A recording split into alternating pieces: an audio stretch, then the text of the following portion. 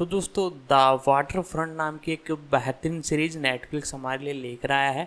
तो आज की इस वीडियो के अंदर हम बात करने जा रहे हैं इस सीरीज के बारे में। पूरी जानकारी आपको बताएगी इसके pre production, releasing, casting fact, detail update के बारे में। तो मैं इसके बारे में आगे और इन्फॉर्मेशन आपको देता हूँ। द वाटरफ्रंट केविन विलियमसन द्वारा निर्मित एक आगामी अमेरिकी ड्रामा टेलीविजन श्रृंखला, जिसका प्रीमियर 19 जून 2025 को नेटफ्लिक्स पर होगा। कलाकार और पात्र।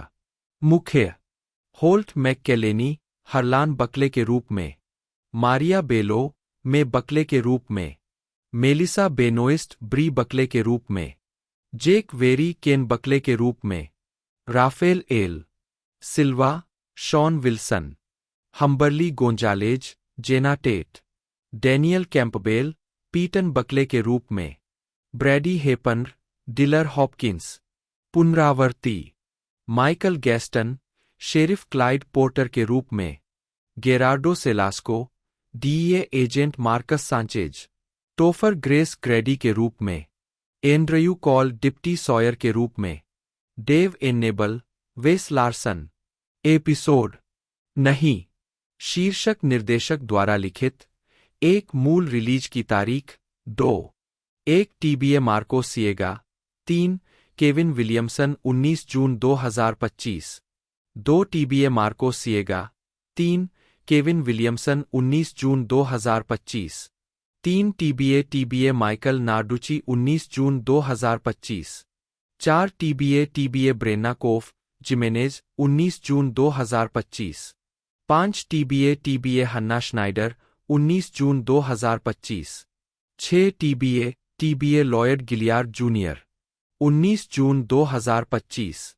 7 टीबीए केटलीन क्रैब 19 जून 2025। 8 टीबीए केविन विलियमसन और माइकल नार्डुची 19 जून 2025। उत्पादन विकास 15 मई 2024 को नेटफ्लिक्स ने द वाटरफ्रंट के लिए एक सीरीज का निर्माण करने का आदेश दिया। यह सीरीज केविन विलियमसन द्वारा बनाई गई है, जो बेन फास्ट के साथ कार्यकारी निर्माता भी है। सीरीज का निर्माण करने वाली प्रोडक्शन कंपनियां यूनिवर्सल टेलीविजन और आउटर बैंक एंटरटेनमेंट है। 4 विलियमसन शोरनर के रूप में भी काम करते हैं। 4 महीने बाद मार्को सिएगा से पहले 2 एपिसोड का निर्देशन करने की उम्मीद की गई और उन्हें कार्यकारी निर्माता के रूप में जोड़ा गया। 3 ढलाई अगस्त 2024 में होल्ट मैककेलनी और मारिया बेलो को अभिनय के लिए चुना गया। 18 सितंबर 2024 को मेलिसा बेनोइस्ट, जेक वेरी, राफेल एल सिल्वा, हम्बरली गोंजालेज, डेनियल कैंपबेल और ब्रैडी हेपन श्रृंखला के नियमित कलाकारों के रूप में कलाकारों में शामिल हुए, जबकि माइकल गैस्टन और गेरार्डो सेलास्को आवर्ती भूमिकाओं में कलाकारों में शामिल हुए। 3 अक्टूबर 2024 में टॉफर ग्रेस और एंड्रयू कॉल को आवर्ती क्षमताओं में कास्ट किया गया। 4 नवंबर 2024 को डेव एनाबल एक आवर्ती भूमिका में कलाकारों में शामिल हुए। 10 फिल्माने श्रृंखला के लिए मुख्य फोटोग्राफी अगस्त 2024 और दिसंबर 2024 के बीच विल्मिंगटन और साउथपोर्ट, उत्तरी कैरोलिना में हुई।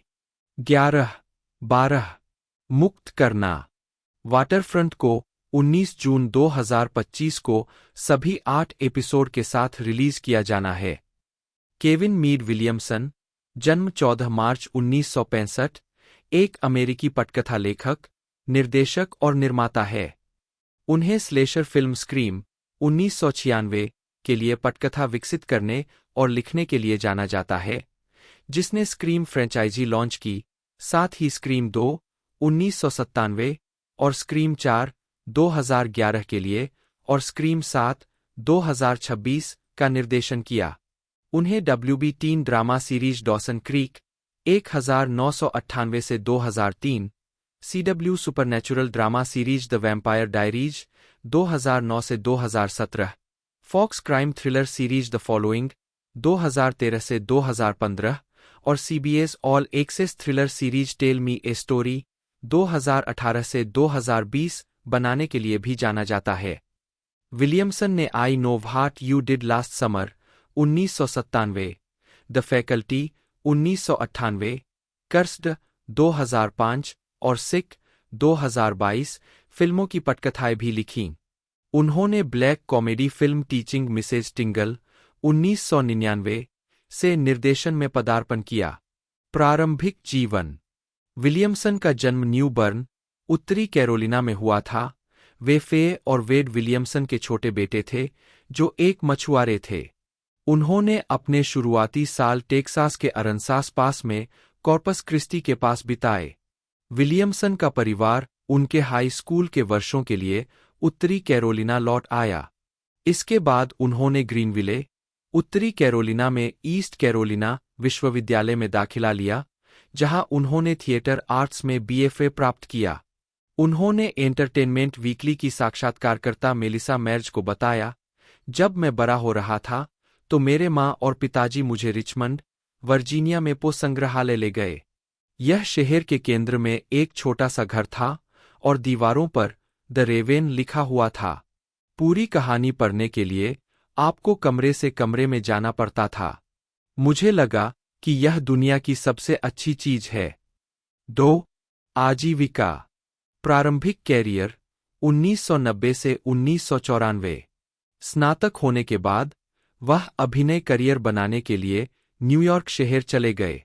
हालांकि उन्हें 1990 में सोप ओपेरा एंडर वर्ल्ड में एक भूमिका मिली, लेकिन अगले साल वे लॉस एंजल्स चले गए, जहां उन्होंने TV series in living colour, film dirty money और हॉट टिकट और म्यूजिक वीडियो में छोटे-छोटे किरदार निभाए।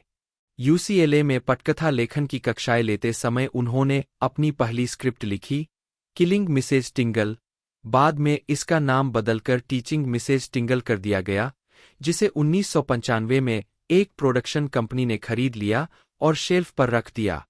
मुख्यधारा में सफलता 1995 से 1998। 9 मार्च 1994 को समाचार पत्रिका टर्निंग पॉइंट के एपिसोड से प्रेरित होकर फ्लोरिडा के गेंसविले में एक सीरियल किलर डैनी रोलिंग पर, जो कॉलेज के छात्रों को अपना शिकार बनाता था, विलियमसन ने एक हॉरर फिल्म की पटकथा लिखी, जिसका मूल शीर्षक स्केरी मूवी था। इसके पात्रों ने कई क्लासिक हॉरर फिल्में देखी थीं, जैसे Halloween, A nightmare on Elm street, और सभी क्लिच को जानते थे।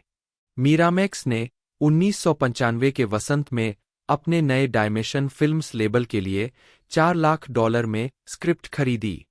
वे स्क्रेवन द्वारा निर्देशित फिल्म का नाम बदलकर स्क्रीम रखा गया और 20 दिसंबर 1996 को संयुक्त राज्य अमेरिका में रिलीज किया गया।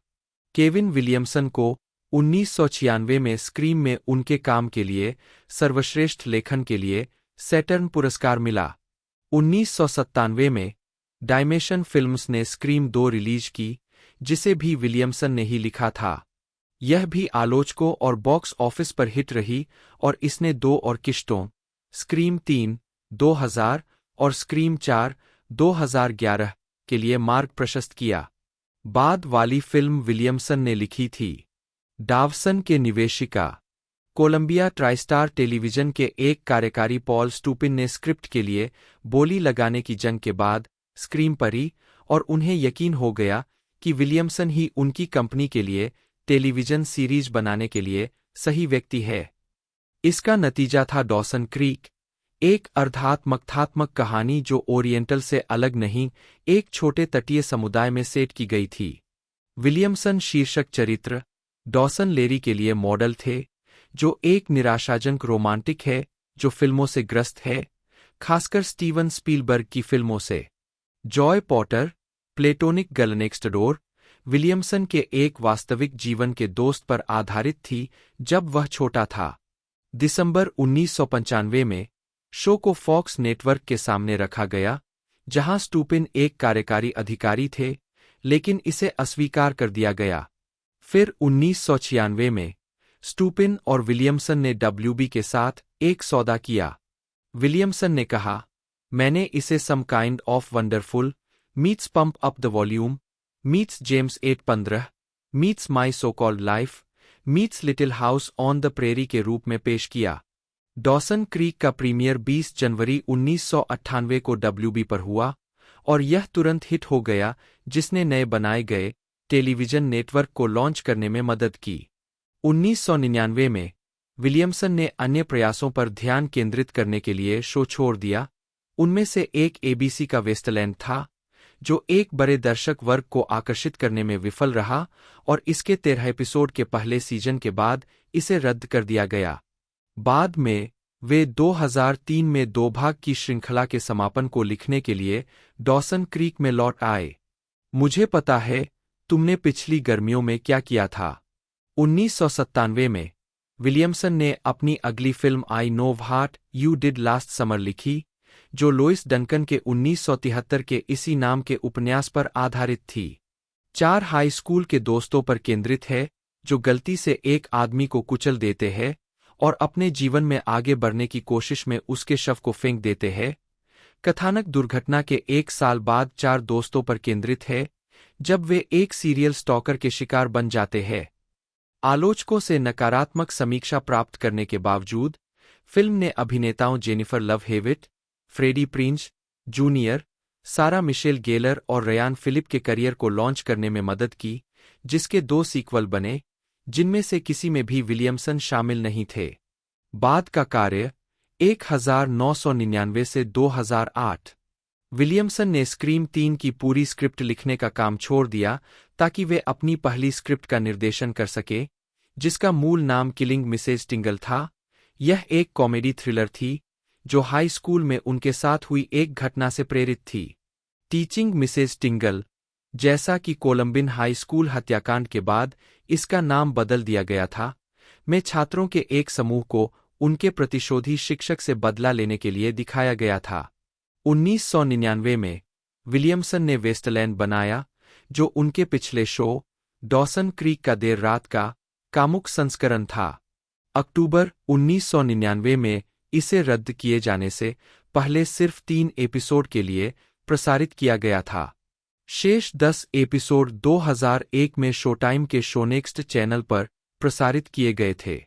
2001 में विलियमसन ने WB के लिए मिड-सीजन रिप्लेसमेंट के रूप में ग्लोरी डेज बनाया। इस सीरीज में एक उपन्यासकार की कहानी दिखाई गई जो अपने गृहनगर वाशिंगटन राज्य के भीतर एक तटीय समुदाय में लौटता है, जहां अजीबोगरीब घटनाएं हो रही थीं, जो ABC के ट्विन पीक्स के कथानक को दर्शाती है। जनवरी 2002 में शुरू हुई इस सीरीज को 9 एपिसोड के प्रसारण के बाद रद्द कर दिया गया था। होल्ट मैककेलनी, जन्म होल्ट क्विन मैकलोनी, 3 सितंबर 1963, एक अमेरिकी अभिनेता है। उन्हें माइंडहंटर 2017 से 19 सीरीज में FBI के विशेष एजेंट बिल टेंच की भूमिका निभाने के लिए जाना जाता है और उन्होंने lights out, fight club, 3 kings, short collar, wrath of man, nightmare alley और द आयरन क्लॉ सहित कई टेलीविजन सीरीज और फिल्मों में मुख्य और सहायक भूमिकाएं निभाई है। प्रारंभिक जीवन। मैककेलनी का जन्म 3 सितंबर 1963 को न्यूयॉर्क शहर में नाट्य माता-पिता के घर हुआ था। उनकी मां, जूली विल्सन, 1924 से 2015, एक अमेरिकी गायिका और अभिनेत्री थीं, जिन्हें व्यापक रूप से कैबरे की रानी माना जाता है। 2 उनके पिता, माइकल मैकलोनी, 1924 से 2000, एक आयरिश अभिनेता और निर्माता थे, जो ब्रेंडन बेहन के बोर्स्टल बॉय के टोनी पुरस्कार विजेता उत्पादन के लिए जाने जाते थे, जो आयरिश रिपब्लिकन आर्मी के एक युवा सदस्य के बारे में एक आत्मकथात्मक नाटक था, जो ब्रॉडवे पर शीर्ष सम्मान जीतने वाला पहला आयरिश उत्पादन था। क्योंकि उनके पिता अपने दोनों बेटों के लिए एक शास्त्रीय शिक्षा चाहते थे, मैककेलनी और उनके छोटे भाई को डबलिन में एक अन्य परिवार के साथ रहने के लिए भेज दिया गया, जबकि उनके माता-पिता न्यूयॉर्क शहर में रहकर काम करते रहे। आयरलैंड में उन्होंने हाउथ में नेशनल स्कूल में पढ़ाई की। 3 हालांकि अपने माता-पिता के तलाक के बाद बच्चे वापस संयुक्त राज्य अमेरिका चले गए। उन्होंने पहले न्यू जर्सी में स्कूल में पढ़ाई की और बाद में उन्हें अपने नाना-नानी के साथ ओमाहा, नेब्रास्का में रहने के लिए भेज दिया गया, जहां उनका बचपन परेशानियों से भरा था और उन्हें क्रेटन प्रिपरेटरी स्कूल से निकाल दिया गया था। 14 साल की उम्र में वह घर से भाग गया और एक अभिनेता बनने के अपने सपने को पूरा करने के लिए लॉस एंजिल्स के लिए ग्रेहाउंड बस ली, लेकिन एक कारखाने में ट्रकों को उतारने की नौकरी मिल गई। उन्होंने जल्द ही आयरलैंड छोड़ दिया और अंततः उन्हें क्रेटन प्रिपरेटरी स्कूल में वापस जाने की अनुमति दी गई और 1981 में स्नातक की उपाधि प्राप्त की। हाई स्कूल के बाद वे अपनी शिक्षा जारी रखने के लिए फ्रांस गए, पहले सोरबोन में फ्रेंच और पेरिस अमेरिकन अकादमी में कला का अध्ययन करने के लिए, और बाद में एलिकोले मार्सेल मार्सो और एलिकोले जैक्स लेकोक में थिएटर का अध्ययन किया। मैककेलनी ने गर्मियों में ऑक्सफोर्ड विश्वविद्यालय में शेक्सपियर का अध्ययन किया और अपने पेशेवर अभिनय करियर को शुरू करने के लिए न्यूयॉर्क शहर जाने से पहले एडिनबर्ग फ्रिंज फेस्टिवल में 12th नाइट के निर्माण के साथ गए। 5. आजीविका। पेशेवर थिएटर में उनकी पहली नौकरी क्लीवलैंड, ओहियो में ग्रेट लेक्स शेक्सपियर फेस्टिवल में एक प्रशिक्षु अभिनेता के रूप में थी। उसी प्रशिक्षुता में एक बार टॉम हैंक्स ने भी काम किया था। इसके बाद वह न्यूयॉर्क शहर लौट आए और उन्हें बिलोक्सी ब्लूज के ब्रॉडवे प्रोडक्शन में एक अंडरस्टडी के रूप में चुना गया। मैककेलनी ने casualties of war, alien 3, Creepshow 2, the search for one eye Jimmy and Jed, साथ ही TV mini series rough riders जैसी फिल्मों में सहायक भूमिकाएं निभाईं। HBO टेलीफिल्म टायसन में दिग्गज बॉक्सिंग ट्रेनर टेडी एटलस की भूमिका निभाने के बाद वह एटलस फाउंडेशन चैरिटी के समर्थक बन गए, जो चिकित्सा और वित्तीय कठिनाइयों से जूझ रहे बच्चों और परिवारों की मदद करने के लिए समर्पित एक जमीनी स्तर का संगठन है। उद्धरण वांछित। उन्होंने 90 और 2000 के दशक में फिल्मों और टेलीविजन में काम करना जारी रखा और fight club, 3 kings, men of honour और बिलो जैसी फिल्मों में भूमिकाएं निभाईं। उन्होंने CSI मियामी में मनोवैज्ञानिक समस्याओं से ग्रस्त एक जासूस और क्रिमिनल माइंड्स में पोस्ट ट्रॉमेटिक स्ट्रेस डिसऑर्डर से ग्रस्त एक सैनिक की भूमिका निभाई। वे 2010 में वार्नर ब्रदर्स की फिल्म द लूजर्स में दिखाई दिए, जो DC कॉमिक्स के ग्राफिक उपन्यास पर आधारित थी। मैककेलनी 2011 की FX टेलीविजन श्रृंखला लाइट्स आउट के भी स्टार थे, जिसमें उन्होंने एक उम्रदराज मुक्केबाज, पैट्रिक लाइट्स लेरी, की भूमिका निभाई थी, जिसे मुक्केबाजी संबंधी मनोभ्रंश होने के बावजूद सेवानिवृत्ति से बाहर आकर हैवीवेट खिताब हासिल करने के लिए वापसी करनी पड़ती है। उद्धरण वांछित। इसके बाद उन्होंने सुली, शॉर्ट कॉलर और ब्लैक हेयर जैसी कई फिल्मों में भूमिकाएं निभाईं। 2017 से 2019 तक मैककेलनी ने निर्देशक डेविड फिंचर की नेटफ्लिक्स सीरीज माइंडहंटर में सह-अभिनय किया। उन्होंने 1970 के दशक के अंत में सीरियल किलर पर शोध करने वाले एक FBI एजेंट बिल टेंच की भूमिका निभाई। 6. उनकी पहली फ्रेंच भाषा की फिल्म जॉर्जेस फेडेउ कॉमेडी ले डिंडन का रूपांतरण सितंबर 2019 में रिलीज हुई थी। मारिया बेलो, जन्म 18 अप्रैल 1967, एक अमेरिकी अभिनेत्री और निर्माता है। उनकी पहली प्रमुख फिल्म भूमिका 1998 की परमानेंट मिडनाइट में थी।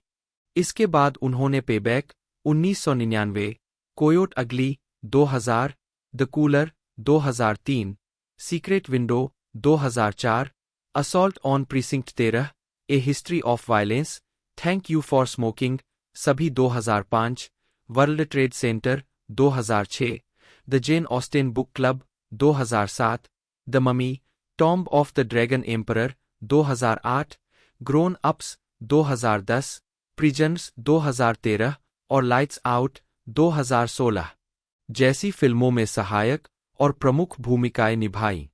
फिल्मों के अलावा बेलो को मेडिकल ड्रामा ER 1997 से 1998 में अन्ना डेल एमिको और पुलिस प्रक्रियात्मक ड्रामा NCIS 2017 से 2021 में जैकलीन जैक स्लोएन की भूमिका निभाने के लिए जाना जाता है। उन्हें प्राइम टाइम एमी अवार्ड के लिए नामांकन मिला और सीमित सीरीज बीफ 2023 में उनके प्रदर्शन के लिए क्रिटिक्स चॉइस अवार्ड जीता। 2009 में द गार्जियन ने उन्हें सर्वश्रेष्ठ अभिनेताओं में से एक नामित किया, जिन्हें कभी अकादमी पुरस्कार नामांकन नहीं मिला। 1. प्रारंभिक जीवन। बेलो का जन्म 18 अप्रैल 1967 को नॉरिसटाउन, पेंसिल्वेनिया में हुआ था। 2 उनके पिता कैथी एक स्कूल नर्स और शिक्षिका और जो बेलो एक ठेकेदार थे। 3 उनके पिता इतालवी अमेरिकी है जिनकी जड़ें मोंटेला, इटली में है। 4 और उनकी मां पोलिश अमेरिकी है। 5 वह एक श्रमिक वर्ग के कैथोलिक परिवार में पलीबरी और रेडन, पेंसिल्वेनिया के archbishop John Carroll high school से स्नातक की उपाधि प्राप्त की। 7 उन्होंने विलानोवा विश्वविद्यालय में राजनीति विज्ञान में स्नातक की उपाधि प्राप्त की। स्नातक होने के बाद बेलो ने न्यूयॉर्क के कई थिएटर प्रस्तुतियों में अपने अभिनय कौशल को निखारा। 8 आजीविका 5 मार्च 2010 को लॉस एंजिल्स में आयोजित इंडिपेंडेंट स्पिरिट अवार्ड्स में बेलो की शुरुआती टीवी प्रस्तुतियों में द कमिश 1991, ड्यू साउथ 1994, नोवहेयर मैन 1995, मिस्री लव्स कंपनी 1995 और ER 1997 से 98 के एपिसोड शामिल है। उन्हें सफलता तब मिली जब उन्हें टीवी सीरीज के जासूसी show Mr and Mrs Smith में मिसेज स्मिथ के रूप में कास्ट किया गया, हालांकि शो को 8 सप्ताह बाद बंद कर दिया गया था। इसके बाद वह ER के तीसरे सीजन के अंतिम 3 एपिसोड में बाल रोग विशेषज्ञ डॉ. अन्ना डेल एमिको के रूप में दिखाई दी और मेडिकल ड्रामा के चौथे सीजन के दौरान एक नियमित कलाकार थीं। बेलो फिल्मों में चली गईं और कोयोट अगली 2000 में एक भूमिका निभाई। उन्हें गोल्डन ग्लोब पुरस्कार के लिए 2 बार नामांकित किया गया था। द कूलर 2003 में सर्वश्रेष्ठ सहायक अभिनेत्री के लिए और ए हिस्ट्री ऑफ वायलेंस 2005 में सर्वश्रेष्ठ अभिनेत्री के लिए।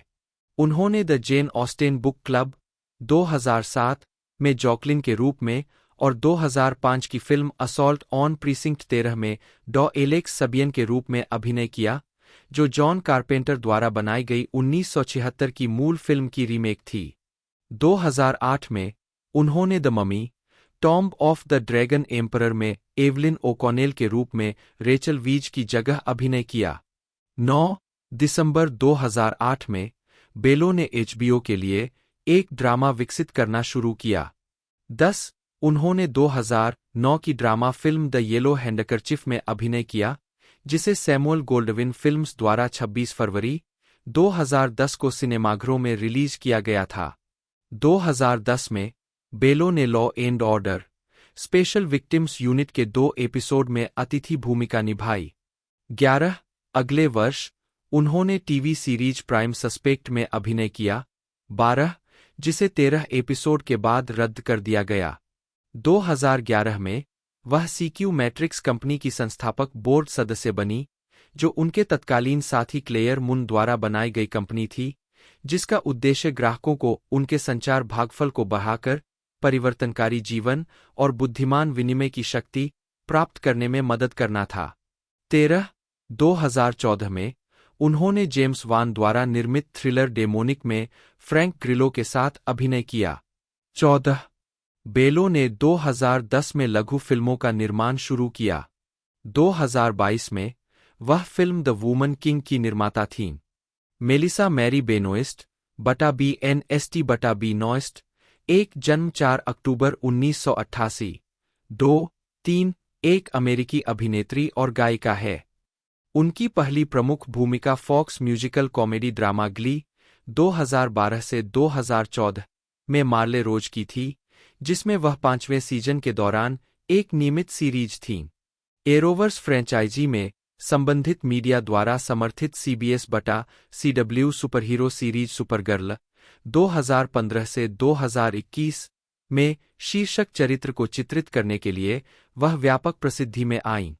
बेनोइस्ट की फिल्मों में drama Whiplash 2014, comedy drama Danny Collins 2015, crime comedy band of robbers 2015, romantic western the longest ride 2015, action thriller patriots day 2016, drama Lowriders 2016 और कॉमेडी ड्रामा सन डॉग्स 2017 शामिल है। उन्होंने पैरामाउंट नेटवर्क मिनिस्ट्रीज वाको 2018 में पंथ नेता डेविड कोरेश की पत्नी की भूमिका भी निभाई। स्टेज पर बेनोइस्ट ने 2018 में jukebox musical beautiful the Carole King musical में कैरोल किंग के रूप में अपना ब्रॉडवे डेब्यू किया।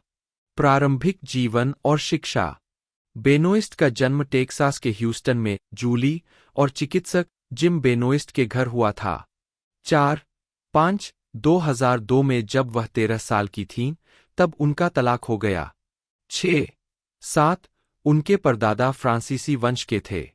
8 उनकी 2 बहनें हैं, जेसिका जो एक उपन्यासकार है और क्रिस्टीना जो एक पारिस्थितिकी वैज्ञानिक है, और उनके पिता के पुनर्विवाह से 5 सौतेले भाई बहन हैं। 5-9-10-11 माता-पिता के अलग होने के बाद उनका पालन पोषण ज्यादातर उनकी मां ने कोलोराडो के डेनवर के उपनगरीय इलाके में किया था। 12 कोलोराडो में पली-बड़ी, उनके बचपन का एक बड़ा हिस्सा राष्ट्रीय उद्यानों की खोज और प्रकृति में खुद को डुबोने में बीता। 13 उन्होंने 1992 में 3 साल की उम्र में जैज, बैले और टैप पर ध्यान केंद्रित करते हुए नृत्य कक्षाएं शुरू कीं। 14-15 जब वह 4 साल की थी, तो उसकी चाची ने उसे 1993 में एक चर्च नाटक में डाल दिया, जिसका निर्देशन वह कर रही थी। 4 उसके बाद उसने अपने गृहनगर में सामुदायिक बच्चों का थिएटर करना शुरू कर दिया। 16 किशोरी के रूप में बेनोइस्ट ने 3 गर्मियों के लिए डिज्नीलैंड में गुमनाम रूप से संगीतमय गीतों के विभिन्न मिश्रणों में एकेडमी ऑफ थिएटर आर्ट्स के साथ प्रदर्शन किया, जो एक संगीत थिएटर स्कूल था जो लिटिलटन, कोलोराडो में स्थित था, जिसे पॉल ड्वायर और एलन वर्ली द्वारा चलाया जाता था। 17 उन्होंने कई नाट्य प्रस्तुतियों में स्थानीय रूप से प्रदर्शन किया, जिसमें a month in the country, Cinderella, a chorus line और बाय बाय बर्डी शामिल है, जो डेनवर मेट्रो क्षेत्र में स्थित एक पेशेवर theatre town hall arts centre में है। हाई स्कूल ग्रेजुएशन पार्टियों में जाने के बजाय उन्होंने पूर्व कंट्री डिनर प्लेहाउस में अन्य कलाकारों के साथ नाटक इविता का प्रदर्शन किया। 17-18 2006 में द डेनवर पोस्ट ने बेनोइस्ट को कोलोराडो के 5 केंट मिस किड्स में से एक नामित किया। 10 उन्होंने 2007 में कोलोराडो के सेंटेनियल में अरापाहो हाई स्कूल से स्नातक की उपाधि प्राप्त की। 19 और फिर संगीत थिएटर में अपना करियर बनाने के लिए न्यूयॉर्क शहर चली गईं। 20 उन्होंने शुरुआत में बीएफए संगीत थिएटर कार्यक्रम के लिए मैरीमाउंट मैनहट्टन कॉलेज में भाग लिया, लेकिन अपने द्वितीय वर्ष में उन्होंने 19वीं सदी के रूसी नाटकों के प्रति प्रशंसा के कारण थिएटर में बदलाव किया। 4 उन्होंने 2011 में मैरीमाउंट मैनहट्टन कॉलेज से थिएटर आर्ट्स में कला स्नातक की उपाधि प्राप्त की। 21-22 कॉलेज में पढ़ाई के दौरान उन्होंने थेरेसा लैंग थिएटर आजीविका 2008 से 2011 प्रारंभिक कार्य। बेनोइस्ट की पहली फिल्म टेनेसी थी, जो 2008 में गायिका मारिया कैरी के साथ आई थी। 24 इसके बाद उन्होंने कॉलेज में पढ़ाई के दौरान law and order, criminal intent, blue bloods, homeland और द गुड वाइफ जैसे शो में अतिथि भूमिका निभाई। उन्होंने 2011 में नॉर्मा टेरिस थिएटर में ब्री लोडरमिल्क और कैट केरिगन द्वारा the unauthorised autobiography of Samantha Brown के गुडस्पीड म्यूजिकल थिएटर प्रोडक्शन में केली की भूमिका निभाई। 25 2012 से 2014 ग्ली और फिल्म भूमिकाओं के साथ प्रसिद्धि में वृद्धि। बेनोइस्ट 2015 में 6वें वार्षिक प्यास प्रोजेक्ट गाला में। मई 2012 में उन्होंने न्यूयॉर्क में राउंड अबाउट थिएटर कंपनी में संगीतमय कॉमेडी ड्रामा सीरीज ग्ली के लिए ऑडिशन दिया, जिसमें उन्होंने अपने प्रत्येक 5 ऑडिशन के लिए एक अलग गीत गाया, जिसमें शामिल थे रेजिना स्पेक्टर द्वारा फिडेलिटी, सारा बेरेलिस द्वारा किंग ऑफ एनीथिंग, एक कोल्बी कैलाट गीत और कई संगीत थिएटर टुकड़े। जुलाई में 26 उन्होंने श्रृंखला निर्माता लेखक रयान मर्फी, कास्टिंग निर्देशकों और कार्यकारी निर्माताओं के लिए कैलिफोर्निया में 2 स्क्रीन टेस्ट दिए। उन्होंने ग्ली के 4थे और 5वें सीजन में मार्ले रोज का किरदार निभाया। मार्ले रोज के रूप में उनकी पहली उपस्थिति सीजन 4 के पहले एपिसोड में थी, जिसका शीर्षक द न्यू रेचेल था। 7 बेनोइस्ट का पहला प्रदर्शन सीजन 4 के पहले एपिसोड के दौरान ली मिशेल के साथ न्यूयॉर्क स्टेट ऑफ माइंड का युगल गीत था। गाने का cover bubbling under hot 100 singles chart पर 24वें स्थान पर पहुंच गया। 27 वह और ग्ली के सहकलाकार Darren Criss 2013 Kids Choice Awards के उद्घाटन में जोश डुहामेल के साथ दिखाई दिए। 28 उसी वर्ष उन्हें कोका कोला के नए उत्पाद P10 300 ml कोक मिस्मो के लिए एक राजदूत के रूप में चुना गया था। 30 जून 2013 में वे विभिन्न मॉलों में जाकर और प्रशंसकों से मिलकर उत्पाद का समर्थन करने के लिए मनीला, फिलीपींस गए थे। 31 उन्हें कई अन्य अभिनेताओं के साथ 2014 की शुरुआत में ग्ली के लिए वापस नहीं बुलाया गया था। 33 34 35 36 2013 के मध्य में बेनोइस्ट और ब्लेक जेनर ने अपनी फीचर फिल्म बिली बॉय के निर्माण के लिए धन जुटाने हेतु किकस्टार्टर अभियान चलाया। परियोजना अपने $1 लाख के लक्ष्य तक पहुंच गई। 37 बेनोइस्ट ने डेमियन चेजेल की 2014 की स्वतंत्र ड्रामा फिल्म व्हिप्लैश में निकोल की भूमिका निभाई। 38 जिसने 2014 के सनडांस फिल्म फेस्टिवल में शीर्ष पुरस्कार, ग्रैंड जूरी और ऑडियंस पुरस्कार जीते। जून 2014 में वह निकोलस स्पार्क्स की फिल्म रूपांतरण द लॉन्गेस्ट राइड में मार्सिया के रूप में शामिल हुईं। 39 2015 की फिल्म डैनी कॉलिंस में उनकी भूमिका थी। उन्होंने जेमी की भूमिका निभाई। 40 उसी वर्ष बेनोइस्ट ने बैंड ऑफ रॉबर्स में बेकी थैचर की भूमिका भी निभाई, जो the adventures of Tom Sawyer और एडवेंचर्स ऑफ हकलबेरी फिन की आधुनिक समय की रिटेलिंग थी। मई 2015 में यह घोषणा की गई कि बेनोइस्ट फिल्म लो राइडर्स में लोरेलाई का किरदार निभाएंगी, लिली कोलिंस और निकोला पेल्च की जगह लेंगी, जो पहले इस भूमिका के लिए बातचीत कर रही थीं। 41 उसी वर्ष अगस्त में उन्हें screen James drama feature film Oxford में प्रमुख भूमिका मिली। जैकब वेरी, जन्म 14 फरवरी 1990, एक अमेरिकी अभिनेता है। उन्हें TNT drama series animal kingdom 2016 से 2022 में डेरन कोडी के रूप में अभिनय करने के लिए जाना जाता है। 3 अन्य उल्लेखनीय भूमिकाओं में CBS soap opera as the world turns 2005 में ल्यूक स्नाइडर के रूप में उनकी भूमिका, NBC की action drama series Chicago fire 2014 में विंस कीलर और हॉरर फिल्म इट फॉलोज 2014 और इट चैप्टर 2 2019 शामिल है। प्रारंभिक जीवन। वेरी का जन्म ट्रेंटन, न्यू जर्सी में डेटाइम एमी पुरस्कार विजेता अभिनेत्री किम जिमर और अभिनेता और निर्देशक एलन कुडनी AC वेरी के घर हुआ था। 4 आजीविका। वेरी की पहली अभिनय भूमिकाओं में 2002 में लंबे समय से चल रहे CBS soap opera guiding light में अतिथि भूमिका शामिल थी, जिसमें उनकी मां, अभिनेत्री किम जिमर ने रेवा शाइनी की भूमिका निभाई थी।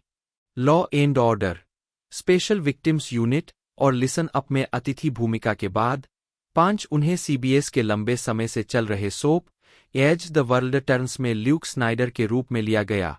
6 वह दिसंबर 2005 तक शो के साथ बने रहेंगे, जब अभिनेता वैन हेसिस ने वेरी के अपने स्कूल के काम पर ध्यान केंद्रित करने के लिए छोड़ने के बाद भूमिका में कदम रखा।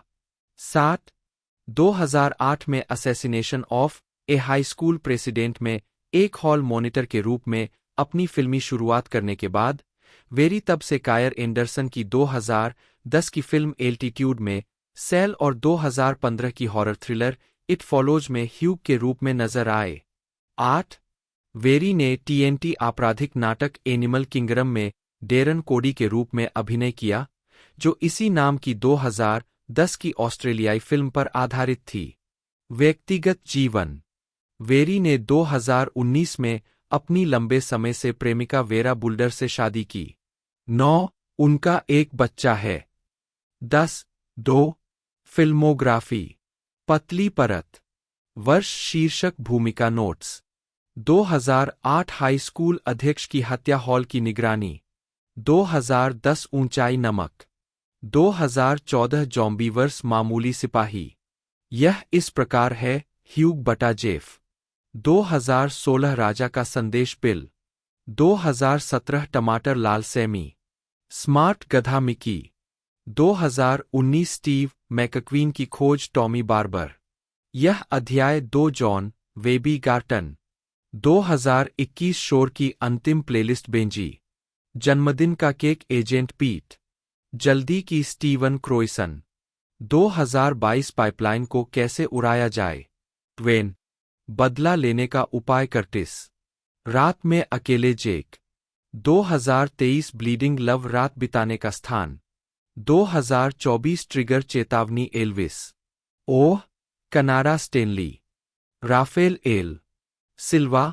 जन्म 18 जून 1994, एक अमेरिकी और ब्राजीलियाई अभिनेता है। उन्हें 9 जनवरी 2001 लोन स्टार के मुख्य कलाकारों में कार्लोस रेस की भूमिका के लिए सबसे ज्यादा जाना जाता है। जीवनी। सिल्वा का जन्म ब्राजील के बेलो होरिजोंटे में हुआ था। 1-2 जब वह छोटा था तो वह अपने दादा और चाचाओं की तरह ही जानवरों की देखभाल में अपना करियर बनाना चाहता था। हालांकि जब वह 13 साल का था तब उसका परिवार हैरिसन, न्यू जर्सी चला गया। 2-3 उन्होंने अपने डर पर काबू पाने के लिए हाई स्कूल में रहते हुए ही अभिनय करना शुरू कर दिया। मैंने हाई स्कूल में जूनियर रहते हुए अभिनय करना शुरू कर दिया था। मैं सार्वजनिक रूप से बोलने से बहुत डरता था। मैंने सोचा कि अगर आप किसी चीज से डरने जा रहे हैं तो आप तूफान की नज़र में भी आ सकते हैं।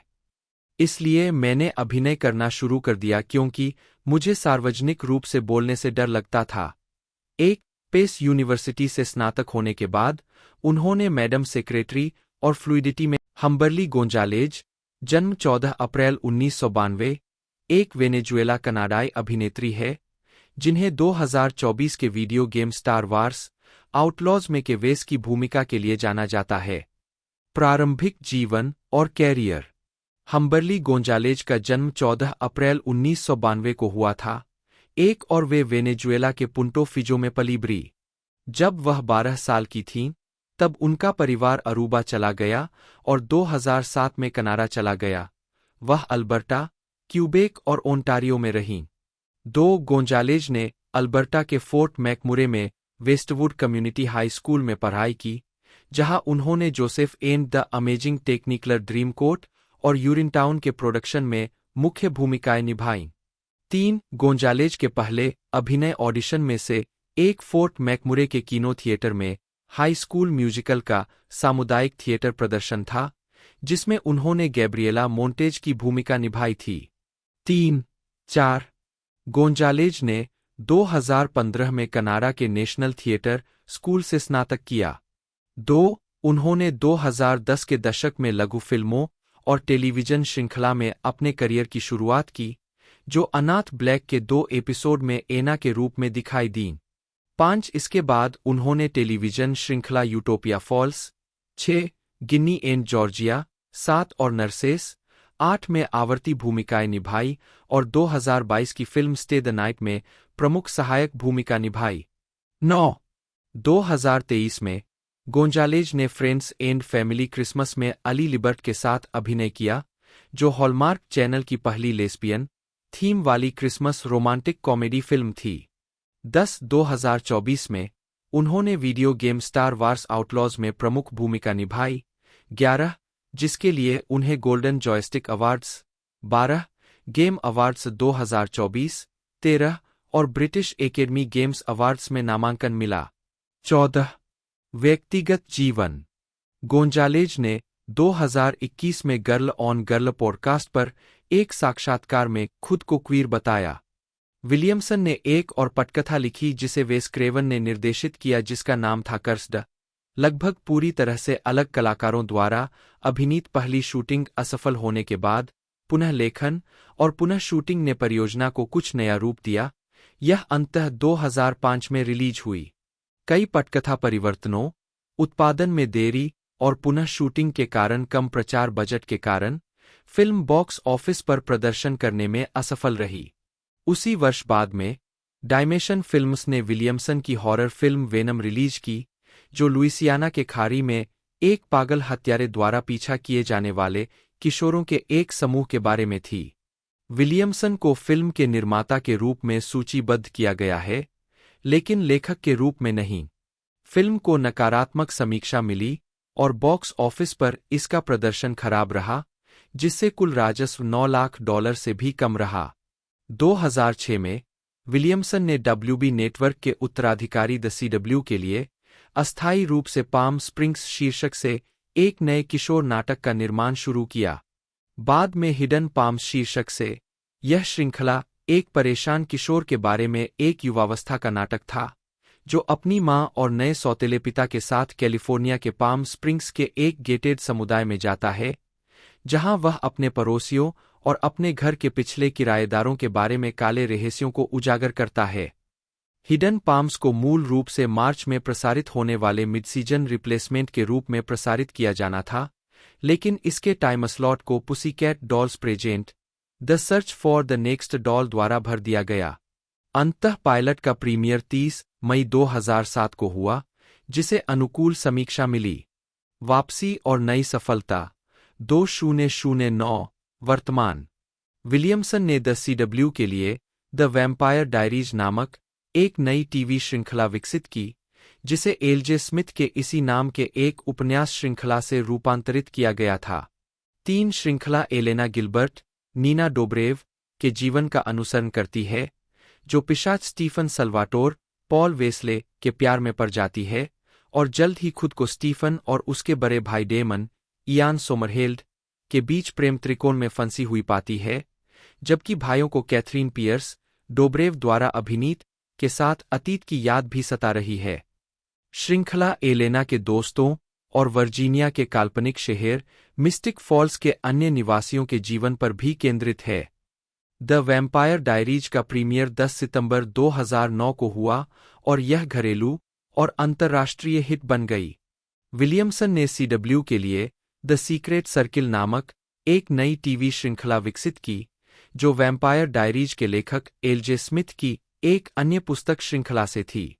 4 यह श्रृंखला 6 किशोर चुड़ैलों के इर्दगिर्द घूमती है, जो वाशिंगटन के काल्पनिक शहर चांस हार्बर में एक सर्किल कावेन बनाती है। द सीक्रेट सर्किल का प्रीमियर 15 सितंबर 2011 को द वैम्पायर डायरीज के तीसरे सीजन के प्रीमियर के ठीक बाद हुआ था। इसे 12 अक्टूबर 2011 को पूरे सीजन के लिए चुना गया था। 5 इसे अंततः रद्द कर दिया गया। विलियमसन स्क्रीम 4 के लेखक और निर्माता थे, जिसकी शूटिंग जून 2010 में शुरू हुई और 15 अप्रैल 2011 को सिनेमाघरों में रिलीज हुई। 6 विलियमसन ने टीवी सीरीज द फॉलोइंग बनाई, जिसका प्रसारण 2012 से 13 के टेलीविजन सीजन में फॉक्स पर शुरू हुआ। समीक्षकों द्वारा प्रशंसित अभिनेता केविन बेकन अभिनीत, यह सीरीज एक पूर्व FBI एजेंट का अनुसरण करती है, जो खुद को सीरियल किलर के नेटवर्क के बीच पाता है। 8 मई 2015 को फॉक्स द्वारा श्रृंखला को रद्द कर दिया गया था, हालांकि यह बताया गया था कि श्रृंखला को संभावित चौथे सीजन के लिए हुलू को बेचा जा रहा था। 7 विलियमसन ने स्टाकर नामक मनोवैज्ञानिक थ्रिलर भी बनाई, जो लैप्ट की थ्रेट मैनेजमेंट यूनिट के लिए पीछा करने की घटनाओं को संभालने वाले जासूसों की जोड़ी पर केंद्रित है। पायलट का निर्देशन लिज फ्राइडलैंडर ने किया था और इसमें डायलन मैकडरमोट और मैगी क्यू ने अभिनय किया था। एक सीजन के बाद 11 मई 2015 को सीरीज को रद्द कर दिया गया था। यह बताया गया कि वार्नर ब्रदर्स संभवतः सीरीज को बेच देंगे। 8 2017 में विलियमसन ने इसी नाम के उपन्यास पर आधारित टाइम आफ्टर टाइम विकसित किया, जिसकी कहानी 2017 के न्यूयॉर्क शहर में फिर से सेट की गई।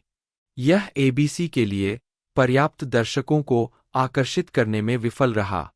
2018 में विलियमसन ने मैक्सिकन टेलीविजन सीरीज एरा से उना वेज पर आधारित एक मनोवैज्ञानिक thriller tell me a story बनाई, जो दुनिया की सबसे प्रिय परियों की कहानियों को लेती है और उन्हें एक अंधेरे और मूल मनोवैज्ञानिक थ्रिलर के रूप में फिर से कल्पना करती है।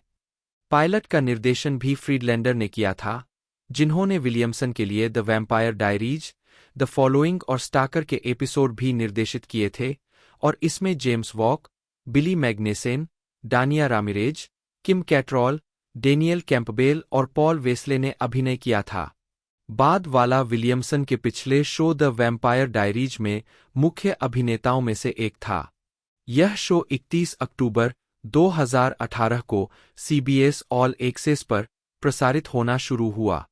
9-10 मार्च 2020 में यह घोषणा की गई थी कि विलियमसन स्क्रीम फ्रेंचाइजी की 5वीं किस्त के लिए कार्यकारी निर्माता के रूप में काम करेंगे, जिसका निर्देशन टायलर गिल्लेट और मैट बेटिनेलिओल्पिन ने किया था। 11 यह फिल्म 14 जनवरी 2022 को रिलीज होगी। 12-13 जनवरी 2022 में यह घोषणा की गई कि विलियमसन कॉमिक डेड डे के अनुकूलन के लिए पीकॉक के लिए जूली प्लेक के साथ फिर से जुड़ेंगे। 14 जनवरी 2023 में यह घोषणा की गई कि पीकॉक अब डेड डे के साथ आगे नहीं बढ़ रहा है, लेकिन संभावित श्रृंखला को अन्य नेटवर्क पर बेचा जा रहा है। 15 फरवरी 2022 में यह घोषणा की गई कि स्क्रीम 2022 के सीक्वल को हरी झंडी दे दी गई है, जिसकी रिलीज की तारीख 31 मार्च 2023 तय की गई है, जिसमें विलियमसन कार्यकारी निर्माता के रूप में शामिल होंगे।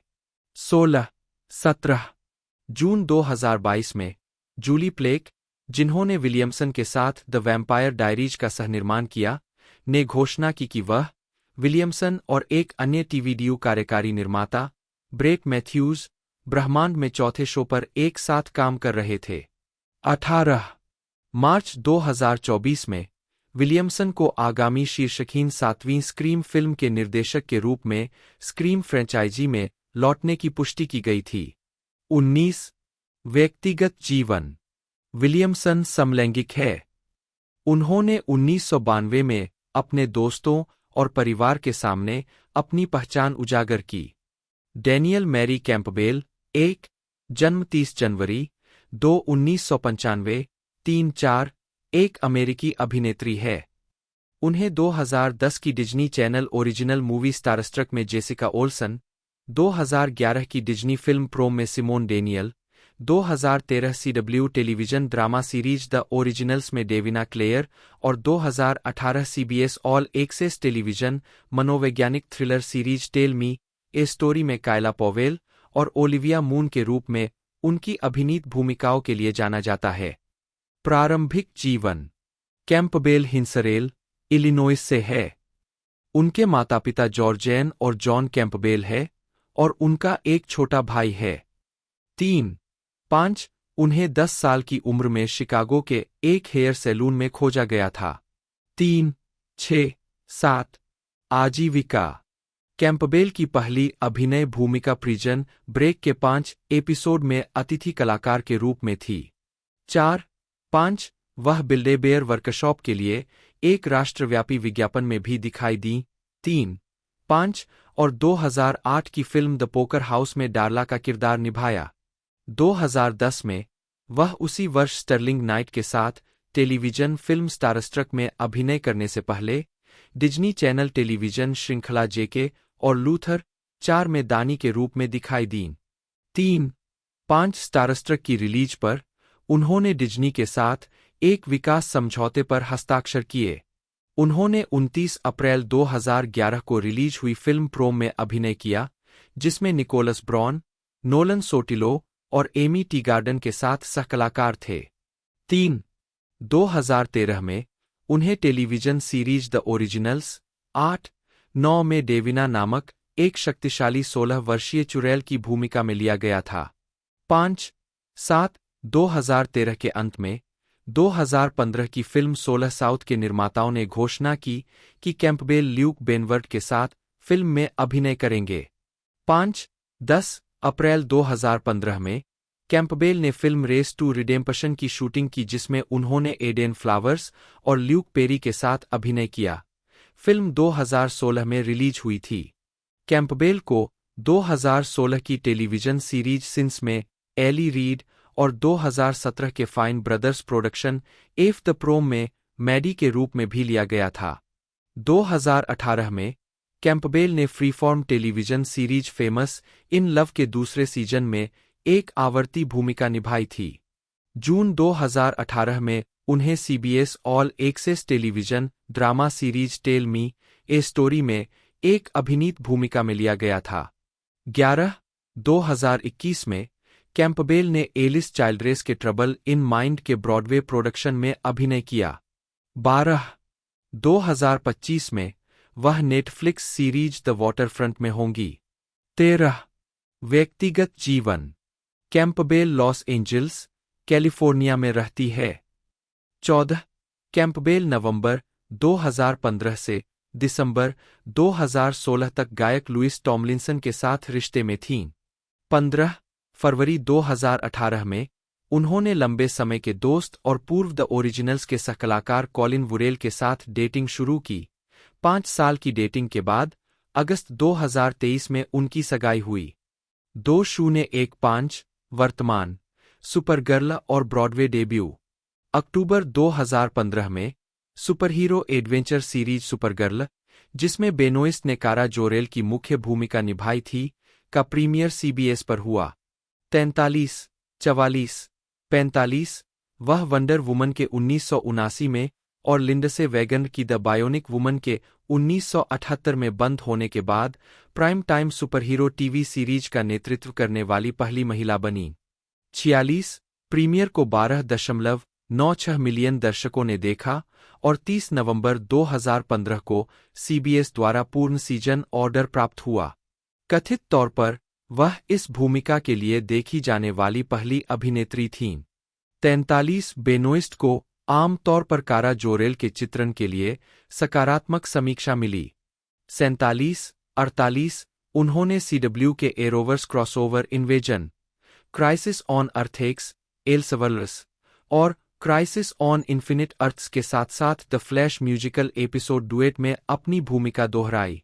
उन्होंने CW Seed animated series Freedom Fighters, the Ray में अर्थेक्स की सुपरगर्ल डोपेलगैंगर ओवरगर्ल के रूप में अपनी भूमिका दोहराई। अभिनेत्री ने सीजन 5 के दौरान एक एपिसोड के लिए निर्देशन की शुरुआत की। 49 सुपरगर्ल के अपने चित्रण के लिए उन्हें 42वें सैटर्न अवार्ड्स में ब्रेकथ्रू परफॉर्मेंस अवार्ड और क्रमशः 44वें और 45वें सैटर्न अवार्ड्स में टेलीविजन सीरीज में 2 सर्वश्रेष्ठ अभिनेत्री का पुरस्कार मिला। 6 सीजन और 126 एपिसोड के बाद 9 नवंबर 2021 को सीरीज का समापन हुआ।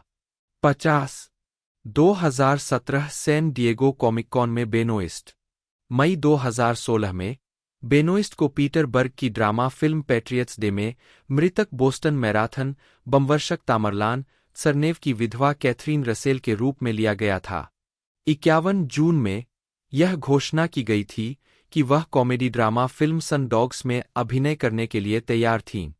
52 उस महीने में भी मानवाधिकार अभियान ने ऑरलैंडो नाइट क्लब शूटिंग के पीड़ितों को श्रद्धांजलि में एक वीडियो जारी किया। वीडियो में बेनोइस्ट और अन्य ने वहां मारे गए लोगों की कहानियां बताईं।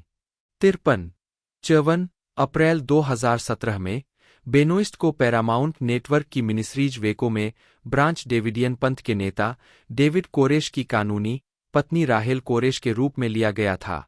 55 7 मई 2018 को यह घोषणा की गई थी कि बेनोइस्ट स्टीफन सोंडाइम थिएटर में Broadway show beautiful the Carole King musical में शीर्षक चरित्र निभाएंगी, जिसने 7 जून से 4 अगस्त 2018 तक सीमित रन के लिए उनके ब्रॉडवे की शुरुआत की।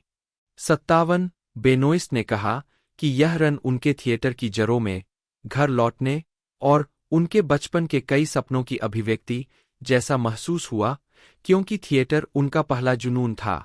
58 फरवरी 2021 में उन्होंने वार्नर ब्रदर्स में एक समग्र सौदे के साथ एक production company three things productions शुरू की। 59 जून 2022 में यह घोषणा की गई कि बेनोइस्ट और उनकी production company three things productions ने वार्नर ब्रदर्स टेलीविजन समूह के साथ अपने समग्र सौदे को नवीनीकृत किया और वह आधिकारिक तौर पर HBO max series the girls on the bus में शामिल होंगी, जो एमी चोजिक के 2018 के उपन्यास चेजिंग हिलेरी के एक अध्याय से प्रेरित है, जो लेखक के राजनीतिक रिपोर्टर के रूप में हिलेरी क्लिंटन के 2016 के राष्ट्रपति अभियान को कवर करने के समय पर आधारित थी।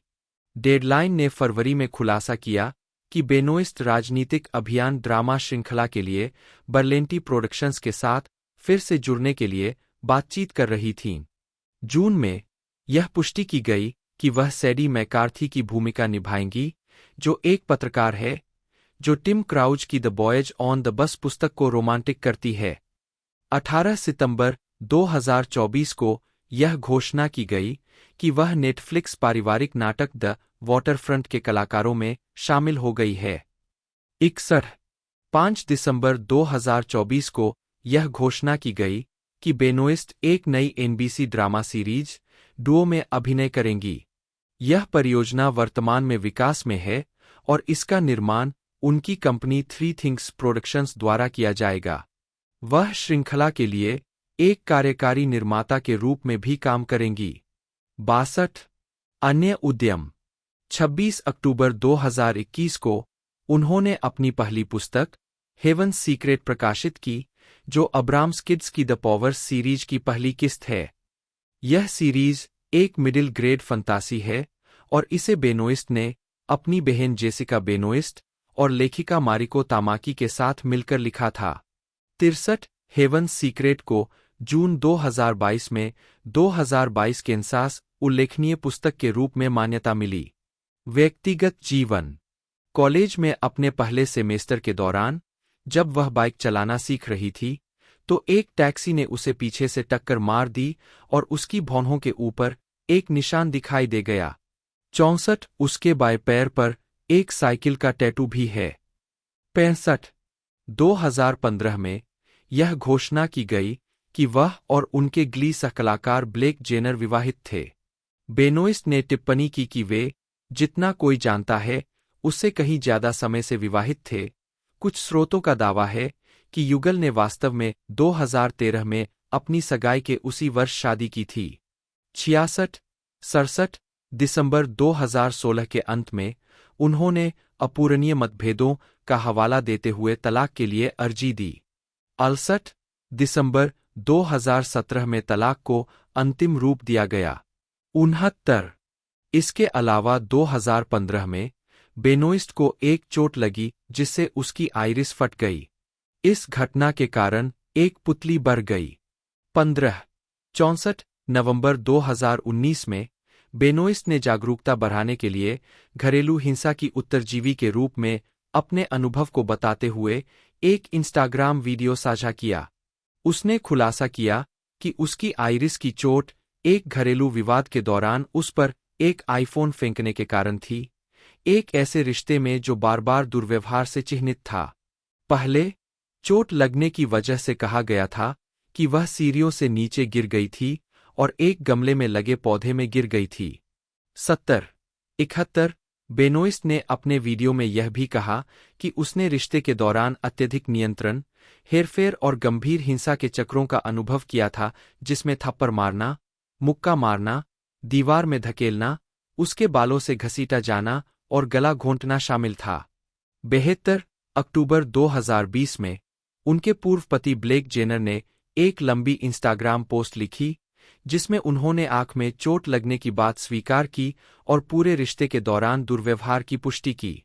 उन्होंने यह भी कहा कि उसने अन्य समय में उन पर शारीरिक हमला किया था, जिसके परिणामस्वरूप उन्हें चोट लगी। 73 बेनोइस्ट ने पहले अपने मूल वीडियो में कहा था कि उसने रिश्ते के दौरान जेनर के हमलों के खिलाफ बचाव में लड़ाई शुरू कर दी थी। 75 बेनोइस्ट ने रिश्ते के आघात से उबरने पर चर्चा की है और कहा है कि ईएमडीआर थेरेपी करने से उनकी जान बच गई। 76 2016 में बेनोइस्ट की मुलाकात क्रिस वुड से हुई जब उन्हें सुपरगर्ल के दूसरे सीजन में मोनेल के रूप में कास्ट किया गया था और 2017 में उनके रोमांटिक रिश्ते की पुष्टि हुई थी। 78 रिश्ते के बारे में वह याद करती है, हम अपने जीवन में बिल्कुल सही समय पर एक दूसरे से मिले थे। 79 अक्टूबर 2017 में बेनोइस ने वुड के अभियान आइडेंट माइंड को लॉन्च करने में मदद की, जो मानसिक स्वास्थ्य के आसपास के कलंक को कम करने और संसाधन और शिक्षा प्रदान करने के लिए काम करता है। उन्होंने 13 साल की उम्र से अवसाद और चिंता के हमलों के साथ अपने संघर्ष पर चर्चा की। व्यक्तिगत जीवन। बेलो का अपने पूर्व प्रेमी डैन मैकडरमोट से एक बेटा जैक्सन है। 16 नवंबर 2013 में उन्होंने अपने साथी क्लेयर मुन के साथ समलैंगिक संबंध होने के बारे में लिखा था। 17 उनकी पुस्तक whatever love is love questioning the labels we give ourselves 2015 में प्रकाशित हुई थी। 18 फरवरी 2020 में एक जोड़े के रूप में अपनी पहली सार्वजनिक उपस्थिति में 92वें अकादमी पुरस्कार में भाग लेने के दौरान बेलो ने घोषणा की कि वह और शेफ डोमिनिक क्रेन 29 दिसंबर 2019 को पेरिस, फ्रांस में छुट्टियां मनाते हुए सगाई कर चुके हैं। 19 उन्होंने 12 मई 2024 को मेक्सिको में एक समारोह में शादी कर ली। 20 बेलो ने मई 2025 में तलाक के लिए अर्जी दी। 21 परोपकार। बेलो कई वकालत और परोपकारी कारणों में शामिल रही है।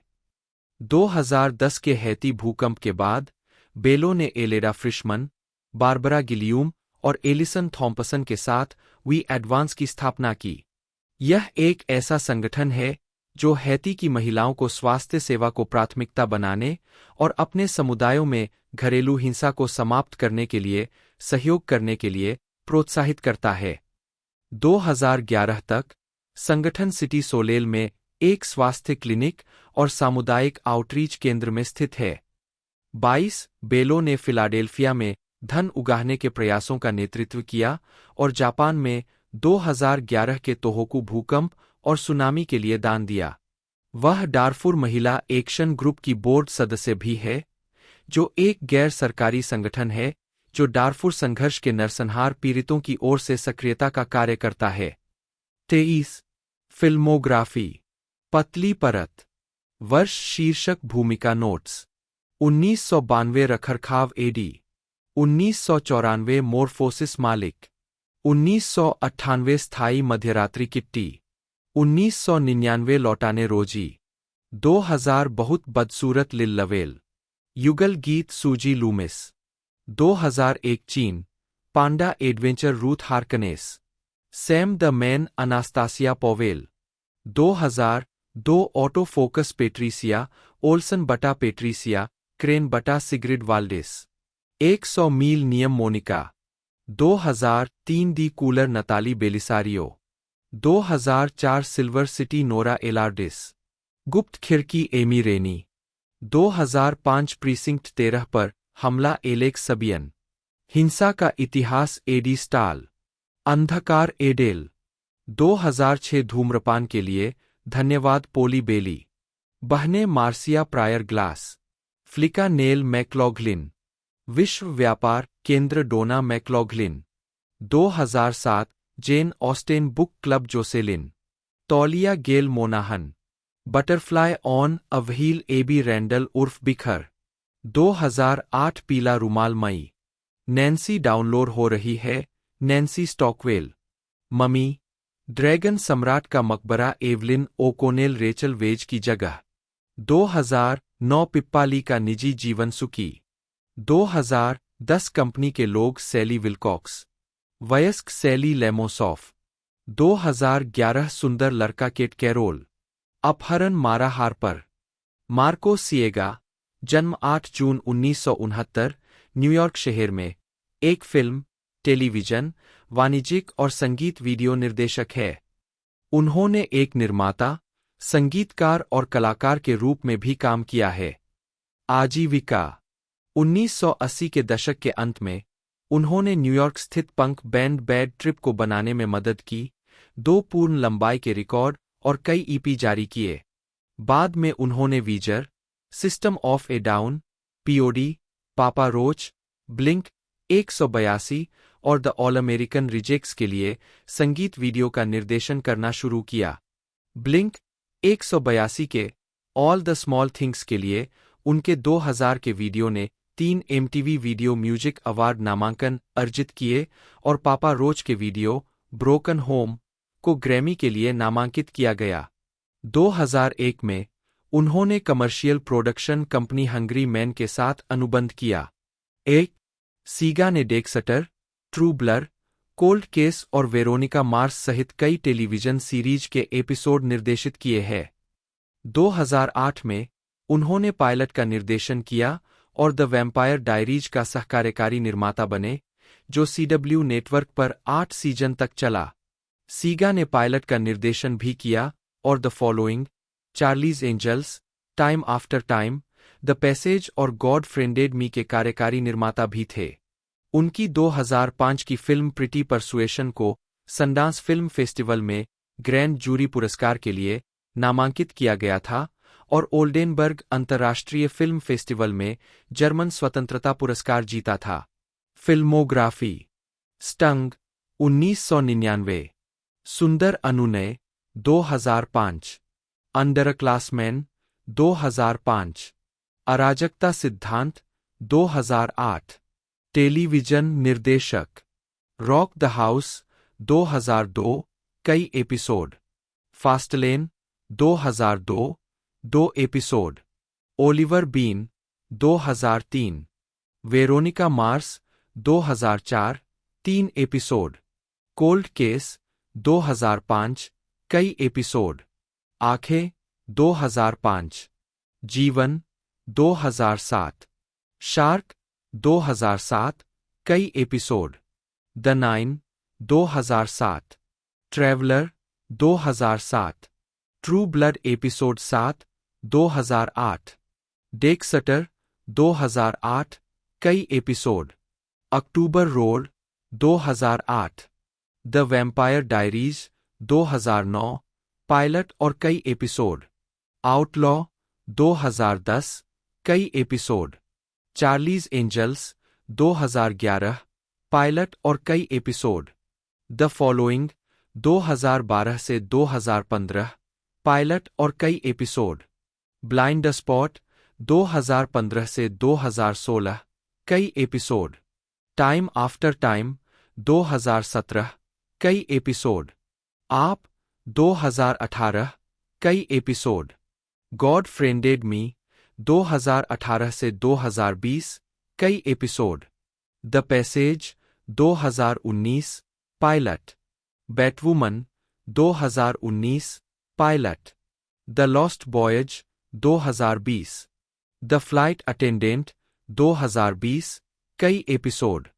डेक्सटर, न्यू ब्लड 2021 से 2022, कई episode, the girls on the bus 2024, कई एपिसोड, बैड मंकी 2023 से 2024, कई एपिसोड, आप 2024, कई एपिसोड, डेक्सटर, रिसर्जेक्शन 2025, कई episode, outer banks entertainment Los Angeles में स्थित एक अमेरिकी प्रोडक्शन कंपनी है, जिसकी स्थापना 1995 में पटकथा लेखक केविन विलियमसन द्वारा की गई थी।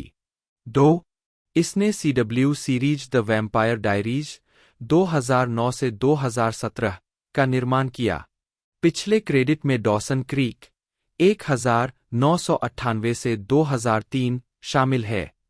इसने WB के लिए ग्लोरी डेज 2002 और ABC के लिए वेस्टलैंड 1999 सीरीज का भी निर्माण किया। इसने स्क्रीम 4 2011 और सिक 2022 में प्रोडक्शन कंपनी के रूप में भी काम किया। इसका नाम विलियमसन के ओरिएंटल, उत्तरी कैरोलिना में मूल का संदर्भ है।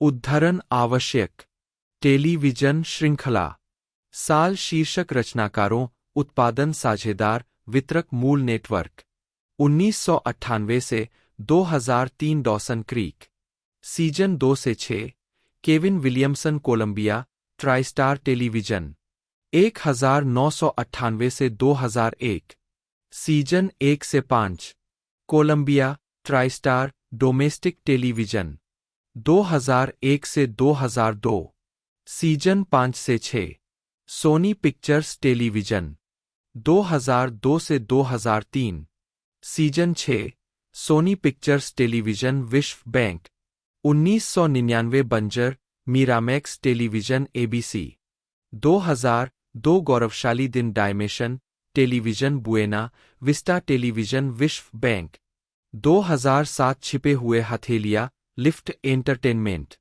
लायंसगेट टेलीविजन CW 2009 से 2017 the vampire diaries Kevin Williamson Julie Plec Alloy Entertainment CBS television studio Warner Brothers Television CBS television वितरण वार्नर ब्रदर्स टेलीविजन वितरण 2011 से 2012 गुप्त मंडली एंड्रयू मिलर 2013 से 2015 निम्नलिखित Kevin Williamson Warner Brothers Television वितरण लोमरी। तो दोस्तों ये जो सीरीज़ है ये रिलीज़ की जाएगी 19 जून 2025 को। जी हाँ दोस्तों, 19 तारीख को ये लॉन्च होने वाली है। एपिसोड की बात की जाए तो 7 से 8 एपिसोड हमें देखने को मिलेंगे। बाकी OTT प्लेटफॉर्म मैंने आपको बता दिया है। बाकी आपको वीडियो अच्छी लगती है तो वीडियो को लाइक करना ना भूलिएगा, चैनल को सब्सक्राइब करना ना भूलिएगा, बेल आइकन दबाकर इसे ऑल पर सेट कर दीजिएगा।